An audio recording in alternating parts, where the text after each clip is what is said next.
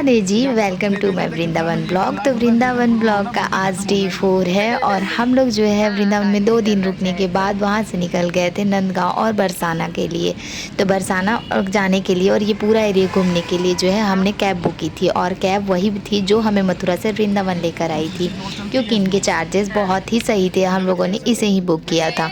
आप लोग भी अगर चाहें तो मैं यहाँ पे ड्राइवर का नंबर और चार्ज जो है यहाँ मेंशन कर रही हूँ, आप देख करके इनसे कॉल में बात करके बुक कर सकते हैं। ये अंकल बहुत अच्छे थे और बहुत ही अच्छे से हम लोगों को घुमाया था। तो सबसे पहले हम लोग आ गए नंदगांव, और नंदगांव सच में गांव की तरह ही फीलिंग दे रहा था। आप देख सकते हो यहाँ पे पतली सी सड़कें थी, खेत खलियान थे और उसी तरह के घर थे। फिर वहाँ से हम लोग आ गए नंद भवन, और नंद भवन बहुत हाइट में था और यहाँ चढ़ने में हमें बहुत टाइम लगा। देन यहाँ पे दर्शन करके हम लोग निकल गए बरसाना, जो कि श्री जी का धाम है। सबसे पहले हम लोग आए कीर्ति मंदिर। तो कीर्ति मंदिर जो है राधा रानी की माता कीर्ति की के स्मृति में बनाया गया है। और जैसे प्रेम मंदिर है ना वृंदावन में, वैसे ही यहाँ पे कीर्ति मंदिर है।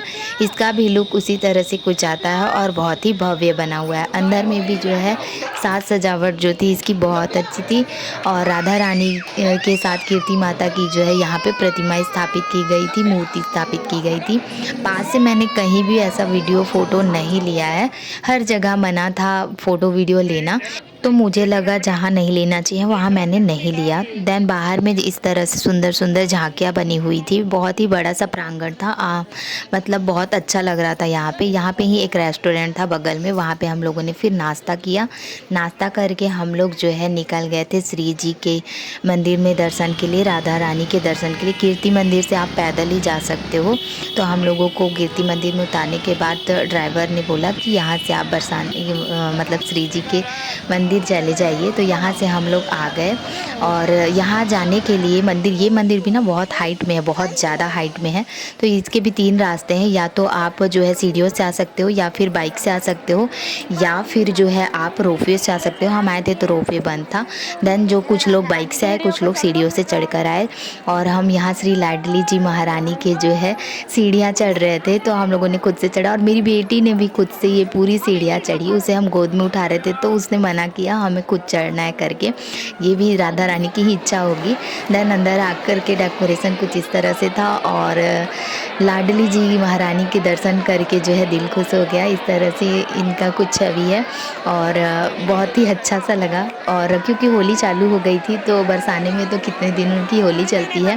सो हम लोगों ने भी जो है यहाँ पे होली खेली, और यहाँ गुलाल क्योंकि बिक रहे थे, चढ़ भी रहे थे और गुलाल उड़ भी रहे थे, तो यहाँ पे हम लोगों ने भी थोड़ी सी होली खेली और राधे राधे का जाप करके थोड़ा सा डांस वांस किया। उसके बाद हम लोग निकल गए परिक्रमा मार्ग के लिए। तो परिक्रमा मार्ग के लिए आपको जो है कुछ में भी जाओ, परिक्रमा मार्ग की एक जगह है, वहाँ से आपको जो है ऑटो टोटो जो भी करना है वो करके जो है वहाँ से जाना पड़ता है। तो ड्राइवर ने एक जगह गाड़ी खड़ा कर दी, और फिर हम लोगों ने यहाँ पे ऑटो बुक किया, और ऑटो बहुत महंगा पड़ा था हमें। यहाँ समथिंग 800 की एक ऑटो पड़ी थी, जिसमें हम लोग 4 लोग बैठ रखे थे।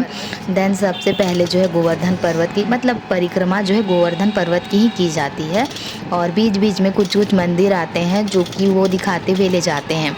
तो सबसे पहले तो गोवर्धन महाराज की दर्शन किए, फिर हम लोग आए यहाँ कुसुम सरोवर में। यहाँ पे कहा जाता है कि राधा रानी का श्रृंगार किया गया था, और ये सच में बहुत ही अच्छा सा प्लेस था, बहुत अच्छा लगा यहाँ पे आकर के।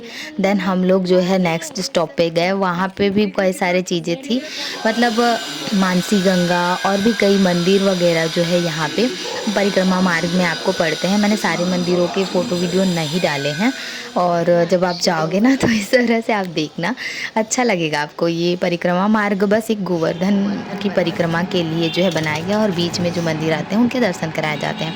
तो यहाँ से परिक्रमा करके हम लोग वापस से अपने कैब में गए, और वहाँ से हम लोग जो है मथुरा निकल गए। फर्स्ट डे जब हम लोग आए थे तो मथुरा के कुछ प्लेस हमारे छूट गए थे, जिससे कैब वाले ड्राइवर ने बोला था अंकल ने कि हम जो है दर्शन करा देंगे। तो सबसे पहले हम लोग भूतेश्वर महादेव के दर्शन के लिए गए, जो कि उस दिन छूट गया था।